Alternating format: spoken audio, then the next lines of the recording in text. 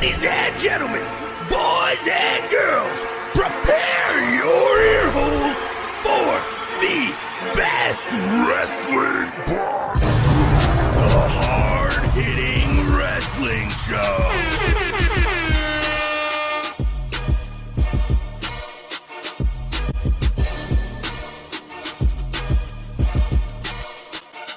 Hello, everyone, and welcome to the show. I'm Ovi Muniz, and I have my hosts, also Big J's, Hector V, and Tyler Bard. And once again, welcome. It's a new show today, grand packed, a lot of topics we're talking about. But first, we'll start with The Undertaker. Mark William Calloway, as I said before, The Undertaker debuted in November 1990 at Survivor Series. 30 years in the business. And now he announced that he is retiring. That's right. The Cowboy is going home. The Undertaker's unofficial date was June 21st, which debuted the last chapter of his documentary called The Last Ride. The accomplishments that he has made, we'll start off with the feud of the year in 1991 with The Ultimate Warrior. The match of the year in 1998 versus Mankind in Hell in a Cell at King of the Ring. The match of the year, 2009 versus Shawn Michaels at WrestleMania 25. He did it again that following year in WrestleMania 26. He also had a match of the year in 2012 with Triple H at WrestleMania 28.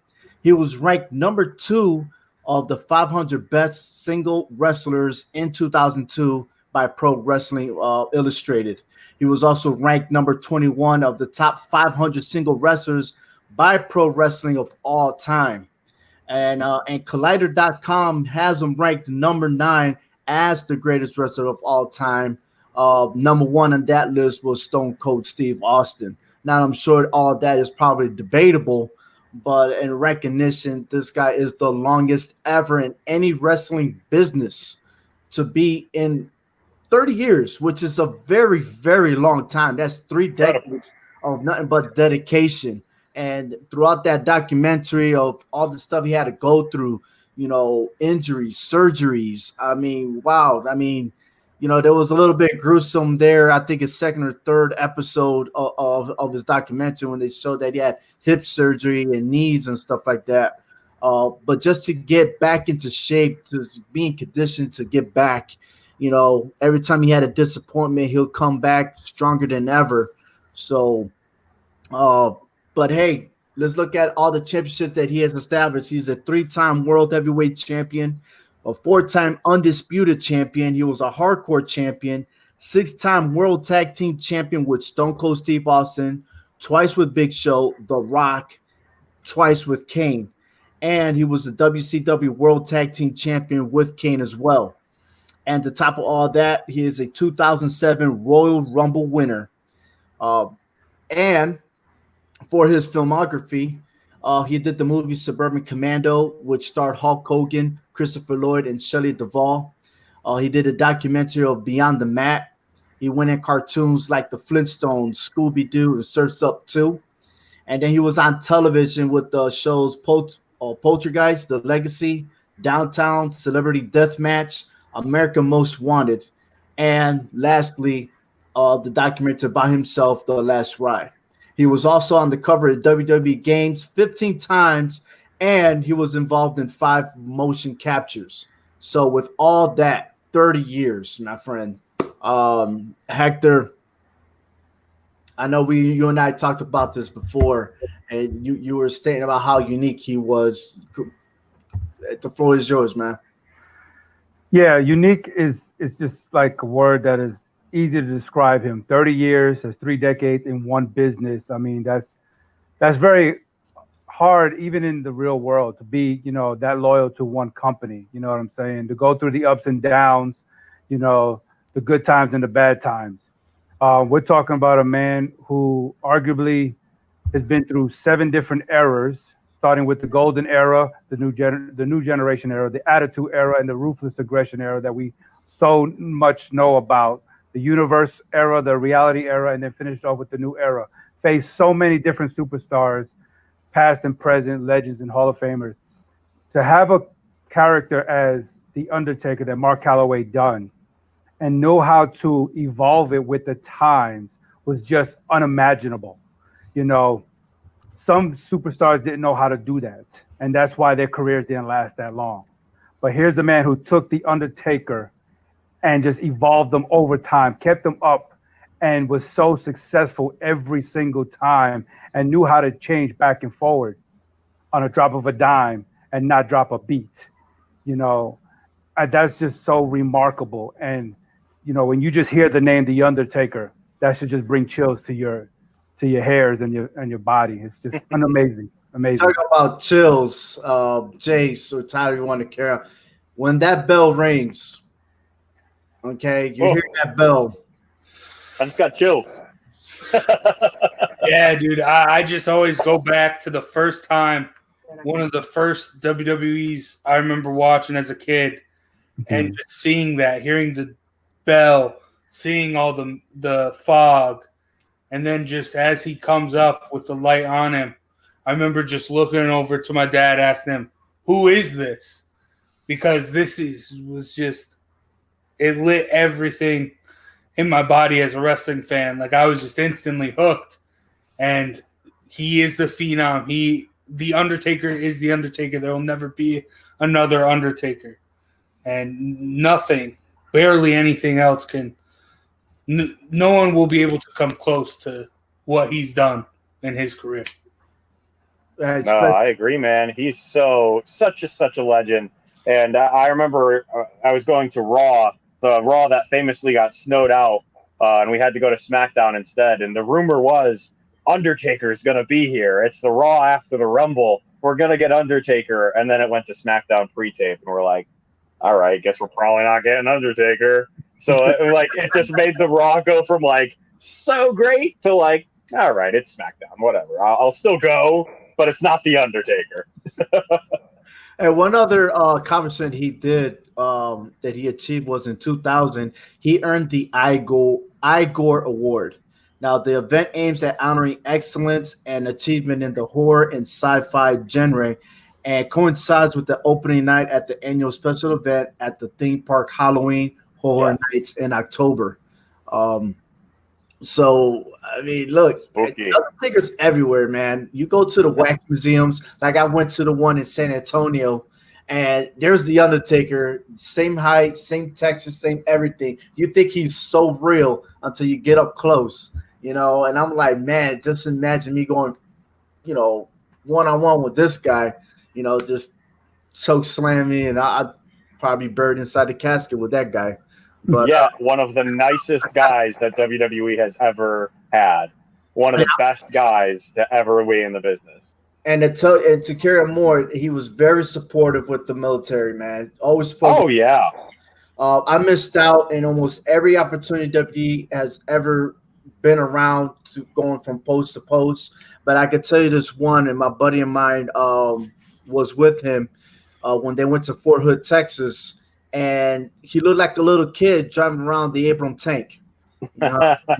So that tells you the type of character that he is, man, down to earth and stuff. Yeah, absolutely. The way he was talking on his documentary, I mean, I wish I could meet him in person and say, you know, thank you and everything else. But you still got a chance.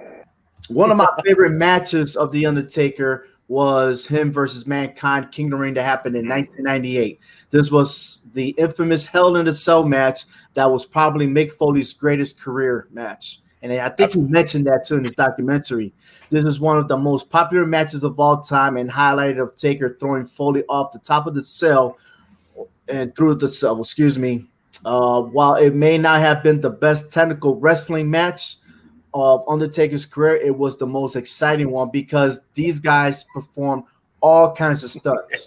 And if there's anything that I like about wrestling is all the stunts, because one is very hard to do, okay? But it gets you off your feet, out of your seat, to be like, oh wow, you get that reaction, you know. So we'll start with you, Hector. We'll go all the way around. What is your favorite match? WrestleMania 24, March 30th, 2008, Florida Citrus Bowl in Orlando, Florida. Him versus Edge. I mean, to me, this was one of the great matches. I mean, to me, possibly one of the most underrated matches. It doesn't get the credibility that it should. Edge, I mean, countered everything the Undertaker gave him. Undertaker tried to put him in everything, and he had no answer. You know, it took the Hell's Gate to make him tap out. But for a minute there, I thought that the streak was going to end, and I would have been okay with it because Edge is a Hall of Famer. He proved in that match why he is a Hall of Famer. He pushed Undertaker to the edge of his seat and gave him everything he had. And I know for that, the Undertaker does respect Edge, but that was, to me, one of the greatest matches. Well, you're just talking about the streak. The one match that I think is now wasn't the most technical, the best match of Undertaker's career, but this is a more than just wrestling community defining moment when the streak was broken to Brock Lesnar. Like that, I remember the build up to that on ESPN, on SportsCenter, on Sports Nation, everyone talking about it because we have this one, The Undertaker showing how great he was. He transcended the whole wrestling community into the whole sports community. And then you have Brock Lesnar, was in the UFC and he's had all these accomplishments coming together at WrestleMania, and everyone was fixated on that. Anyone, no matter if they were a wrestling fan, if they thought it was fake, and they watched that because it was such a big deal. And yes, even on to this day, you still see the pictures of the fan all stunned that the streak was broken, as well as every now and then you'll see the gif of The Undertaker and Brock Lesnar laughing at each other. Yeah, so, I love that. I mean, it stands. It's timeless. Before you say yours, hey, that match I thought was a mistake. I thought something happened, something went wrong, and I was like this. According to Paul Heyman, that's the case. Yeah. According to Paul Heyman, that's the case. And who else are we going to take the word from? No one else has said anything. That's the guy. Because you never expect the Undertaker to lose in WrestleMania. Right. I actually remember I was standing up watching that match in my living room, and I fell to my knees when that 3 count hit. Like, I was baffled that he lost. I couldn't believe it. Yeah. But my favorite, my absolute favorite, one of my all-time favorite matches, and it just so happens to be with The Undertaker, is the end of an era match. Undertaker versus Triple H with Shawn Michaels as a special guest referee inside Hell in a Cell. I believed that match was over about 7 times. And that, to me, qualifies it as an incredible match where I can sit and go, oh, it's over. And then it's not over. And you're immediately invested in the match. Oh, it's over. And then it's not over again. They fooled me so many times. And just the emotion on all 3 of their faces throughout that whole match, the blatant disrespect and then ultimate respect at the end was incredible. The DX suck it, the rest in peace, the neck. It was just so perfect. And then to see the 3 of them with their arms around each other leaving after Undertaker defeated Triple H was just incredible. It would have been a great end to Undertaker's career, but we see it lasted much longer than that match there. I think WWE was planning The Undertaker's retirement 5 years ago. Because they had a documentary and then it was like, cut, hey, let's do it again. Cut. Yeah, everyone wanted a piece. Here comes next year, let's do it again. Everybody wanted a piece of The Undertaker. Everyone wants to fight The Undertaker. He's a legend. I thought he was going to have a rematch with John Cena because he was disappointed that was so short.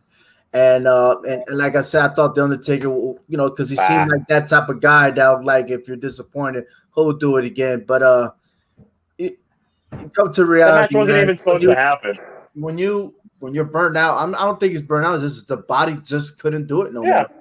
That's just done. Basically what it is, and we all could tell. We see it, But hey, he's ending on his terms. That was his turn. That's the way he wanted to go. Wrestler.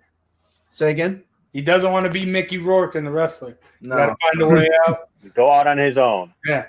Well, we're going to go on our own real quick and talk about what happened this past week in WWE with SmackDown, Raw, and NXT. So check it out.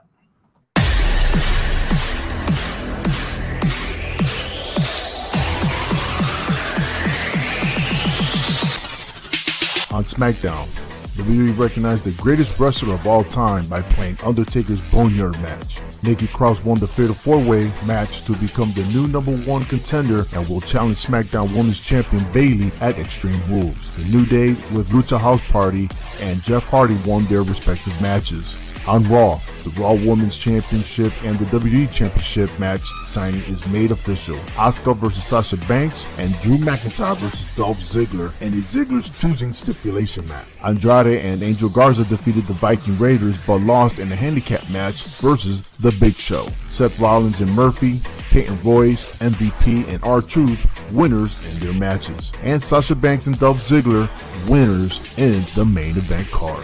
This week, NXT's Great American Bash kicks off Part 1 on Wednesday with the HH crew making their predictions. And that's the wrap in this week's WWE.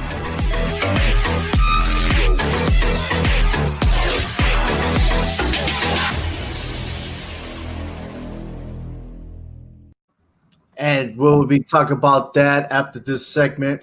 But we want to talk about the takeaway on this between Andrade and Angel Garza. Now, these two have been having a history for the last few weeks.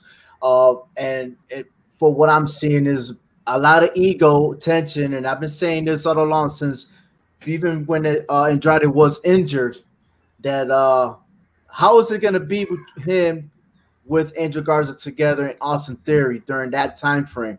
You know, I could see Andrade and Austin Theory, but Angel Garza, man, that guy, you know, he's at another level. He's another level, and they seem to be both crashing. And Zelina Vega has no answer, really. She's I not love it. This.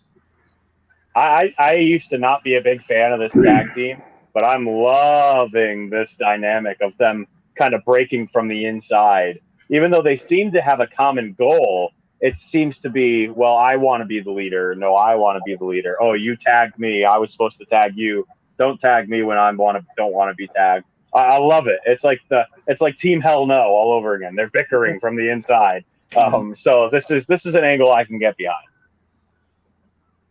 Well, I mean, I get it. I like it. I mean, we've had this angle multiple times in multiple different scenarios, but like, I feel like this is too late. You've already had them together for a while. They've already done stuff like what you mentioned, Ovi, when they had Austin Theory on their side. They've been together. They've been doing stuff.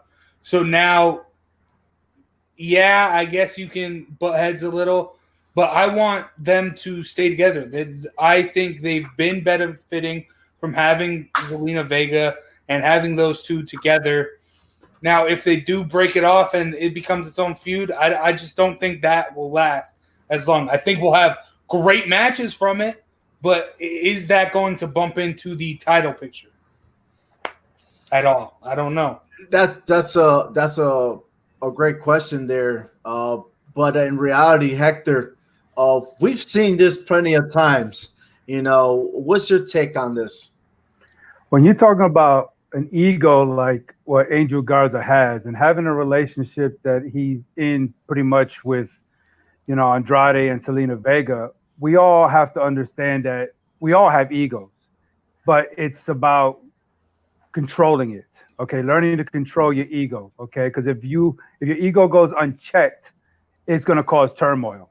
Okay. Yeah. We're talking about anger, resentment, fear, jealousy. Okay. But in Angel Garza's situation, it's about being right. And I think that's what I'm looking at with Angel Garza. He has to be the one that's right. Okay. And that, I think, is associated with feeling worthy. He has to feel like he's the top dog out of the two, you know. And you notice that we talked about, you're saying that they're bickering back and forth. You know, it's like a he said, she said, you know. Angel Garza, with his ego, is going to do anything to make sure that he is right and Andrade is wrong. And he's trying to prove that to Zelina Vega. Yeah. And Vega is just torn in between like a mother figure between two of her sons, you know, because he is really he has a lot of self-worth and driven by, you call it, external factors, you know, like what other people are feeding into him. So whoever's saying something to Garza, he feels like he's just all that in a bag of chips. And honestly, I think his bag of chips is half empty here. So he's missing a whole lot. Like a bag of Lay's. Well, all right, fair enough. Let's put it this way. I've been in a situation similar to where me and my roommate, we didn't get along. We both wanted to be on top. We was in the same squad. We was the same team, But when it came to promotions and stuff like that, we try to do more than the other. And then it just fell apart. We started to clash with one another, and we started instead of working together, we were against each other, And it doesn't work in a team when you're against each other, because you're not going to accomplish anything. And so how we resolved it, hey man, we closed the door and we went at it, Hug it out. And it wasn't that one time. We did, I think, maybe 3 times, to where one time he ended up driving a motorcycle, got into an accident, and all his boys that thought that he was cool and everything, that he had somebody, really didn't come to his aid. And there I am as his roommate, he's laying down and he can't walk, he can't do nothing, he's in bed rest. And what do? Not by choice or anything like that, but hey, I went to get food for him. If I order out, I order enough between me and him. And once he recovered and everything, for some odd reason, and it was unplanned, we decided to click. So maybe that's what they need. They need to just fight it out, because one, like Jay say, this is WWE. So of course things are going to end up in a fight anyway. Yeah. But in this situation, let them hash out. You know what? Give them the ring, one-on-one, get it over with. Let's go. And whoever wins, accept that they were the better man, accept that you lost, and then what are you going to do together? Yeah. Then with Zelina Vega, she needs to take charge. She needs to demand, say, hey, because right now she's not receiving any type of respect whatsoever.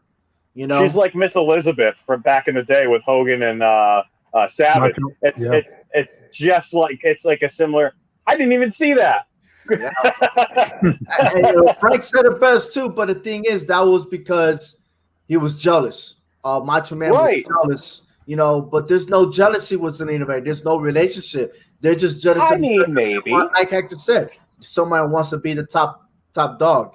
So, and I hope that I answered the question, Sir Joe, because he even asked, why do you think they're fighting? It's ego, man. It's ego. They want to be on top of one another. He's a sexy guy, blah, blah, blah, blah, blah, whatever. For Angel Garza, Andrade, he just wanted to demolish it. He just wants to be that number one guy. He lost the United States title. He doesn't think he's worthy enough, so he's trying to prove himself. And at the end of the day, they both are just going to burn out and just going to fall flat on their faces. Do I think that they got a chance versus the Street Profits? Absolutely not. Not like this. No. And then I just don't understand how they defeated the Viking Raiders. Then they turn around and lose to the Big Show in a handicap match. So, I mean. That's because Andrade's a big baby. And I was just going to say that, because it seems like Zelina Vega is always looking at Andrade like it's his fault, and he keeps telling her, look at him, get control of him. It's just not me. And that's what I'm seeing. And it's like Garza's in the background, like, I got you in trouble, and it's like, like two little kids. Yeah. Big brother, little brother. Anyhow, great lesson learned here, to be honest with you. Look, bottom line is, if the relationship is not working, you gotta talk about it. Stop what you're doing. Isolate yourselves, put together face to face. Regardless how you're supposed to handle it, you got to communicate. And if you don't communicate, it's just gonna get worse and worse and worse. And really, like Stone Cold says, that's the bottom line. Yeah. That's it. Amen. So, anyways, hey, more to this Hopefully, we'll get a better answer and stuff like that later on. Yeah. Let's just move on. We're gonna do a 90-second clip on each one here, and we'll start with the news and rumors. Okay, so we have King Corbin. King Corbin's upset that he has to feud with Matt Riddle. Gary Cassidy from Sportskita reported that Corbin would like to have Riddle wrestle at least 5 superstars before setting up a challenge with him.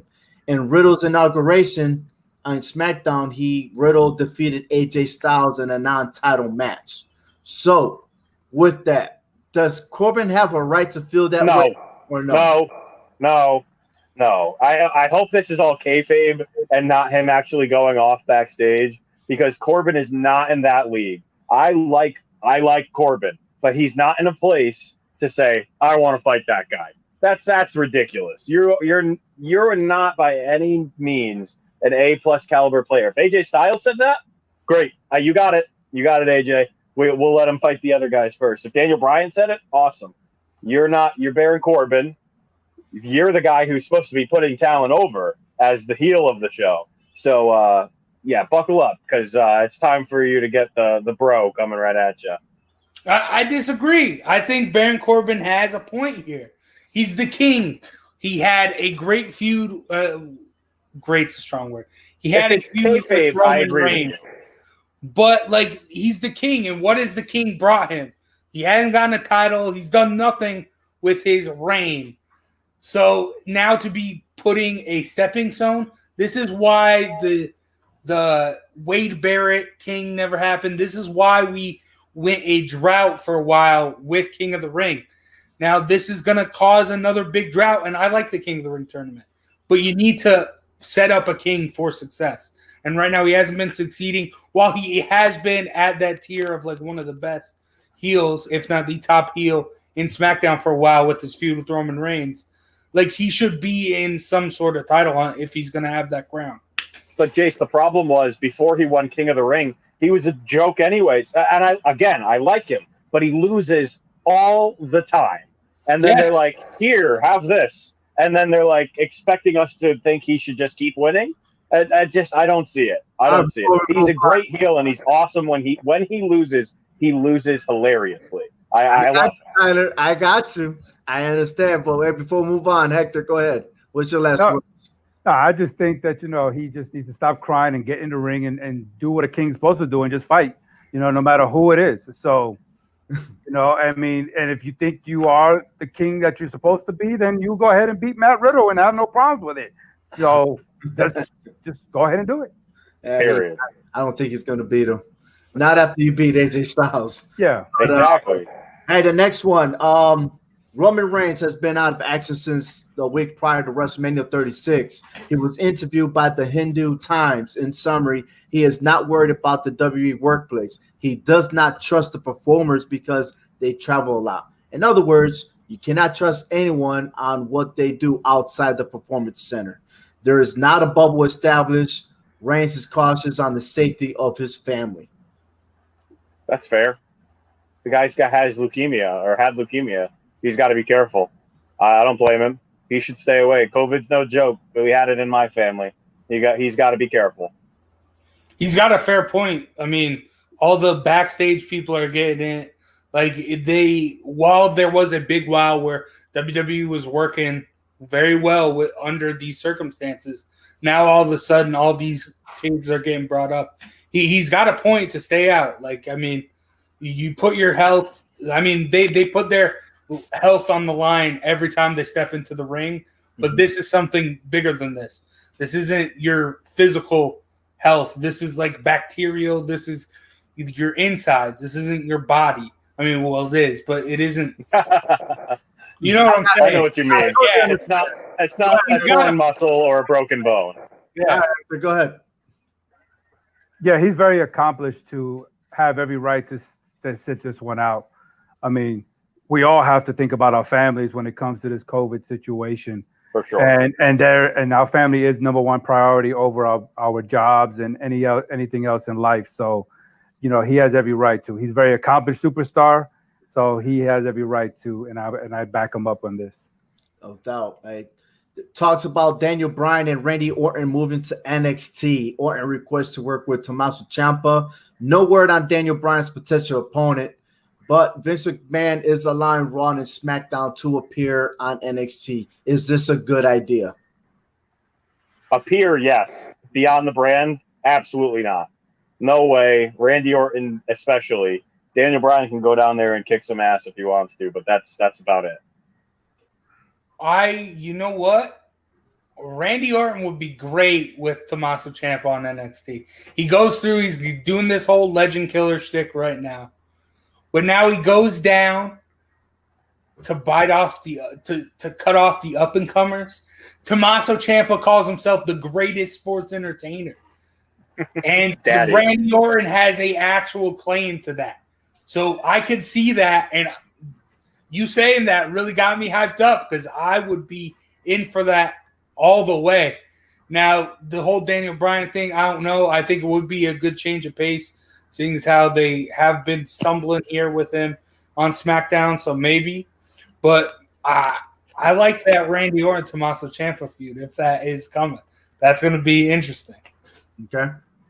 I feel that if this is what it takes to get these guys to the next level in their career, then I'm all for it. Randy Orton is a legend. You know, he's a future Hall of Famer, and if he's the man to help these guys elevate their status, then go down to NXT and do what you got to do and put them over. Yeah, and I am a big fan of Randy Orton and Tommaso Ciampa. Just the fact that they are still having their Twitter wars. So if you follow on social media, you'll probably catch up to what they're saying at each other. And I think that right there, that's going to be a build-up for them to the clash.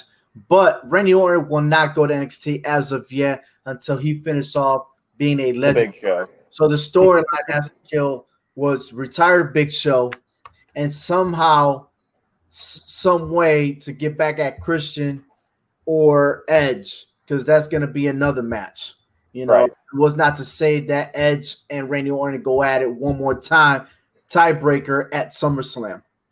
Yeah. So, but it's coming. Let's see if Edge is able to recover from his injuries and stuff.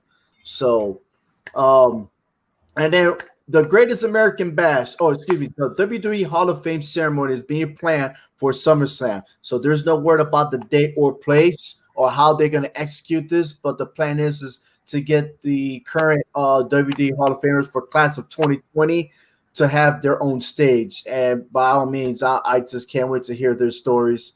It's one of those that, you know, we missed out before WrestleMania. So right. I'm hopefully all is well. That they can make that happen. And that brings us to our prediction. The Greatest American Bash returns on NXT brand. And it seems like that's going to be a tradition for NXT to bring back all the old pay-per-views. The event was first established on July 6, 1985 under the National Wrestling Alliance, that were called the NWA, by Jim Crockett Promotions. Tully Blanchard, who was the NWA World Television Champion, squared off against Dusty Rhodes. Rhodes pinned Blanchard to become the new champion. Also, it was Ric Flair retaining the NWA heavyweight title by defeating Nikita Koloff. The Greatest American Bash transferred over in 1989 to WCW and then later in 2004 to the WWE. The event returns to NXT this Wednesday, July 3rd, 2012. And did I say 2012? My bad. You did. 2020. Yeah. My bad. And it will feature a bunch of matches, and they're all epic, man. And now let's go through this real quick. NXT Women's Champion Io Shirai will face Sasha Banks. Wild. It's non-title, right? This is just one-on-one. It's a non-title match. And because there's the number one contender later on, but in this match, I feel as though Bayley's going to interfere. Right. And I don't think we're going to get a winner just to protect both of these superstars, Io Shirai being the NXT champion and in this NXT. And then Sasha Banks, who's already got a title match versus Asuka for the Extreme Rules. I don't think that either war is going to lose this match. And that's my prediction here. It's going to be a no contest. And this might create a tag team match with Io Shirai and Asuka versus Bayley and Sasha. That'd be cool. Yeah, I like that idea. I think there isn't gonna be an end. I don't think that Bayley's gonna be the one interfering. I think Asuka's gonna be the one interfering. Look at what happened on Raw. How the show started and they were at each other's throats. I was confused. I think Asuka's going to come out and mess something up, and then Bayley's going to get involved. But you're right. I don't see this going. I see this being a no contest. If I had to pick a winner, I think you got to go Sasha here, even just because it is a non-title match, and also she does have the bigger belt, and she's going for an even bigger belt. So I think you got to give it to Sasha. Sorry, I gotta disagree with you there, man. Being the NXT, if there was a winner, it's got to be the NXT champion. Oh, at NXT, and this is Io Shirai's first match. She hasn't had a match since she won the title. And you're going up against Sasha Banks, right? Who's claiming to be the boss, but really the boss. Anything. No, dude, I agree with Jace here. I think it's going to end by not a no decision. I think it's going to be a disqualification and a win for Sasha Banks because Asuka's going to jump her at this event, and I think Sasha Banks gets the W because of a disqualification. All right, final vote, Hector. Let's go. I got Io Shirai winning this match by disqualification. So the turmoil meltdown continues between Bayley and Banks. It's one or the other. Bayley is trying to bite off more than she can chew by saying, Asuka, I'm going to prove a point to you by taking on someone that you know and go after her and try to beat her. It's just going to blow up in her face, and it's going to blow up in Bayley's face. So, yeah, Io Shirai wins this match. Look, but listen, I can see your angle. Don't get me wrong. I'm not saying that it's a prediction. So, yeah. But if Sasha was to win, fair and square, that will be maybe Bayley interfering, doing something without the referee noticing. Sasha gets to win. And what I don't like is the fact that if that was to happen, then we may see the NXT title being defended with Sasha Banks in it. I just don't want to see that to happen. I don't want to see another Charlotte Flair, because we already have a number one contender match on Wednesday. Right. So we got Mia Yim, Tegan Knox, Candice LeRae, and Dakota Kai to meet in a fatal four-way, which was changed a couple of days ago to an elimination match to determine the number one contender for the NXT Women's Championship. So awesome. I'm picking Dakota Kai because she got Raquel Gonzalez in her corner, and she's gonna do whatever it takes for her to win. And she's a heel. Io Shirai is the babyface of all this. You matched my sentiment exactly. That is the exact same answer I would have given. I'm on board with you, Ovi. Mm-hmm. Damn, I agree too. Dakota Kai has since she's been in NXT, she's been a good someone to watch. She's paid her dues. I think it's her time to get into the title hunt. Yeah, I'm going for Dakota Kai because I love Raquel Gonzalez. Oops, did I say that? The woman that's not even in the match. Okay. Yeah, exactly. But we get to see more of her if she wins, so it's great. Yeah. Win-win. All right, we got Dexter Lumis facing Roderick Strong in the NXT's first ever strap match. I'm taking Roderick Strong. Ooh, I didn't expect that from you. I honestly didn't think you were going to take Roddy. Because I'm a Roddy guy. I am a Roddy guy through and through, and I will pick him almost every single time. And I am taking him because I can't go against my word. But it's against my better judgment to pick him for this match. But he's the strength guy. He's the chop guy. He's the up in your face guy. It's why it's a good reason to pick him. All right. Roderick Strong gonna lose, so we can get Undisputed Era on SmackDown or Raw. Well, Frank, all right. We've said that for 3 months, though. We keep saying that, and then it doesn't happen. You gotta keep the hope alive. Actor? No, I agree with Frank. No, I don't agree with Frank. He said Strong will overcome his fear. No, he's scared of Loomis. I'm sorry, but Loomis is gonna get him. I mean, he's all in his head, so he's like the boogeyman. That's what I'm saying, though. That's why the Undisputed Era is going to come out and win. But okay, that's fine. Real Ripley takes on Aliyah and Robert Stone, in a handicap match. The stipulation of this match is that if Ripley loses, she will sign with the Robert Stone brand. Yeah. Real Ripley. Easy peasy. I think that's a round robin, right? None of us are going to disagree on that. I love Rhea. I'm not liking Ripley, especially when you just come off a loss with Charlotte Flair. I think she's going backwards instead of moving forward. And then we got Oni Lorcan squirts off with Timothy Thatcher. That right there, Timothy Thatcher is going to win. Really? I flip a coin on that one. You seem very confident. Really? Oh, dude, having promos about how to defeat your opponent, then you're really pushing this guy to reach to the top. He finished off Matt Riddle, so Matt Riddle could go on SmackDown. So, again, he's at this level right here. They're going to continue pushing him, and we'll pretty much soon, give it a month or so, he'll be in the title picture. I'm sorry, who did you say you picked? Timothy Thatcher. Oh, I'll take let's switch it up. I'm going Oni Lorcan then. All right. I like to we'll break the field up a little bit. Dude, I gotta go Oni Lorcan too. I mean, he's one half of a tag team. I understand. I'm not watching NXT, man. I like Oni Lorcan. No, I got Thatcher in this one. I got Thatcher. Yeah, man, Thatcher's he's gonna do it. It's my bold choice of the show. All right. Hey, we're going to our last part of the segment, which is questions and answers. Wait, you forgot the big match.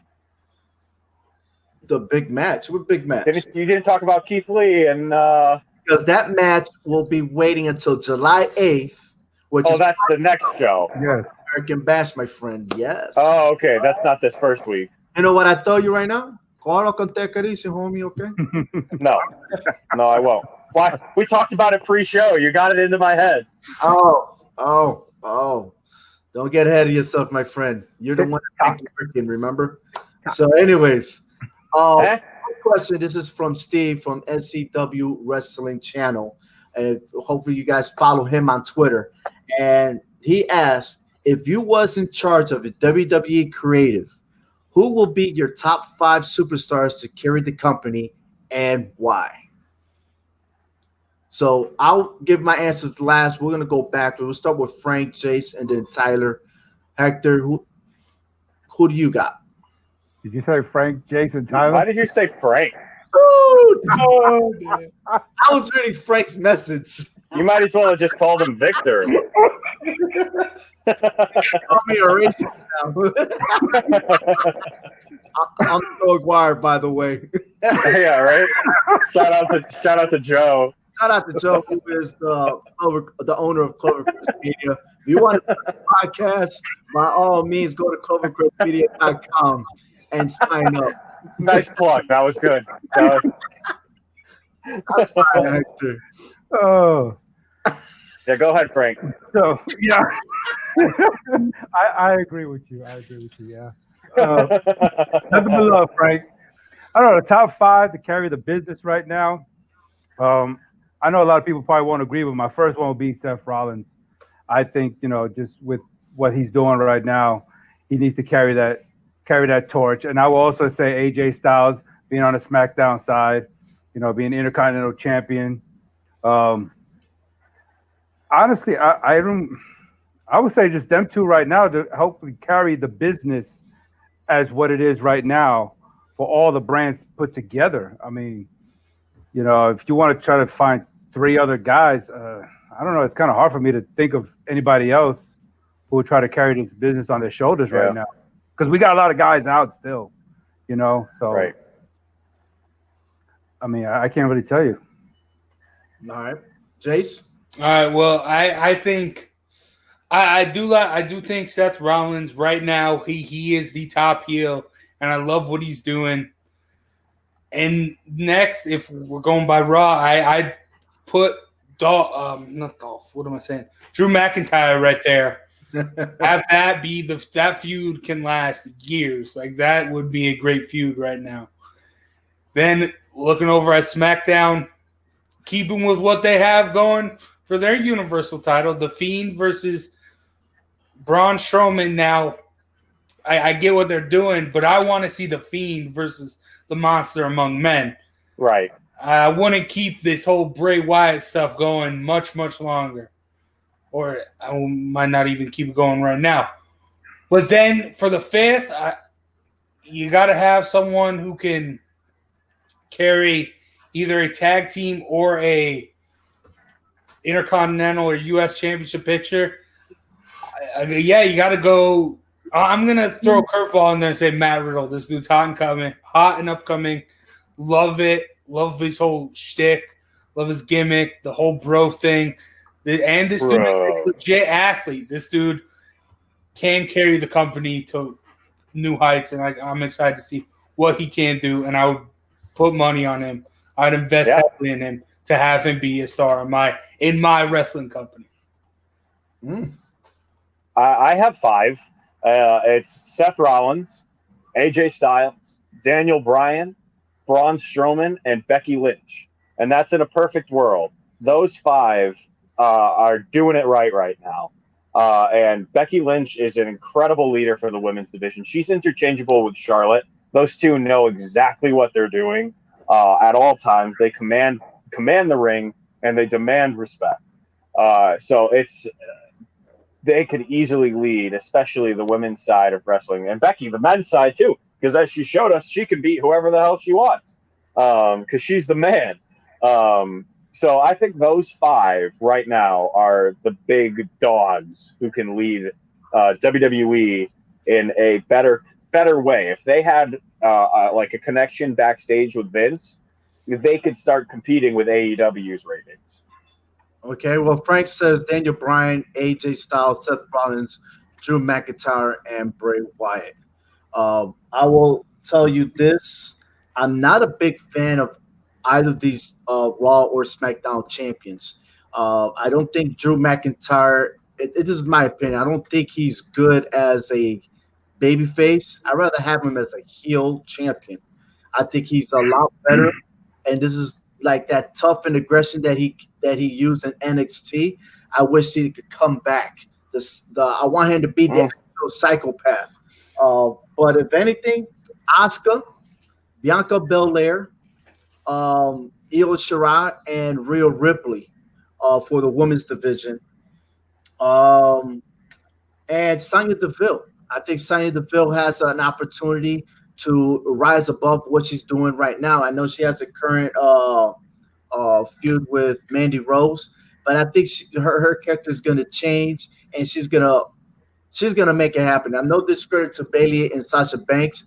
I'd rather keep them as a tag team division and create more tag teams around the brands like they're doing, because they went on NXT as a tag team champ.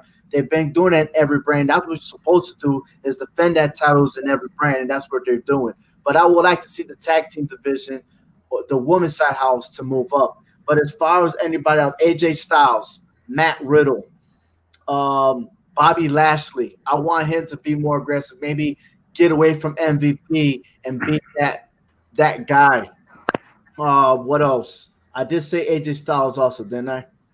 Yeah. Yeah. But then the other one that's kept quiet that was strong was Sheamus. Like I just don't understand what's happening with him. But you know, he was a former WWE champion. I think he could get back to running that business and get back in the flow of things. And then lastly, the Undisputed Era. I think the Undisputed Era, once that Adam Cole finishes off with his NXT reign, that he's going to come on board, whether at Raw or SmackDown, and the Undisputed Era is going to run WWE. This guy is the man. He is the future star of the main roster, and I could see Adam Cole as the number one guy, the face of the WWE.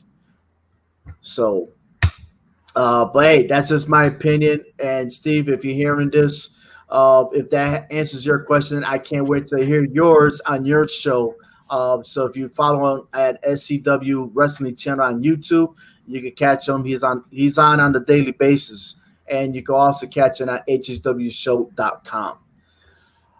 Hey, this pretty much wraps up the show. I'd like to thank everybody, all the listeners, for tuning in. Quite a number of people have been tuning into our channel, and I thank you guys for all your support. Tune into hswshow.com for the latest news, podcasts, especially Keys to the City, All Four Downs, and Join About the G-Men. And also go ahead and go to clovercrestmedia.com to know more about our podcast and the features that Clovercrest Media is doing. Just about any topic that there is, they're on it, 24/7. On behalf of Big J's, Hector, and Tyler Bard, I'm Obi Muniz. Thank you for listening to the Hard Hittin' Wrestling Show. Visit the hswshow.com sportscast where you can find all the news, rumors, updates, and predictions from the Hard Hittin' Wrestling Show, All Four Downs, Join About the G-Men, and Keys to the City. If you ever want to do a podcast, this is the place to do it. Starting at $15 a month, you can get unlimited hosting at $50 a month for the full package. Visit clovercrestmedia.com for more information. A big thank you to the StreamYard for their fine streaming service. On behalf of HSW crew, I am Obi Muniz.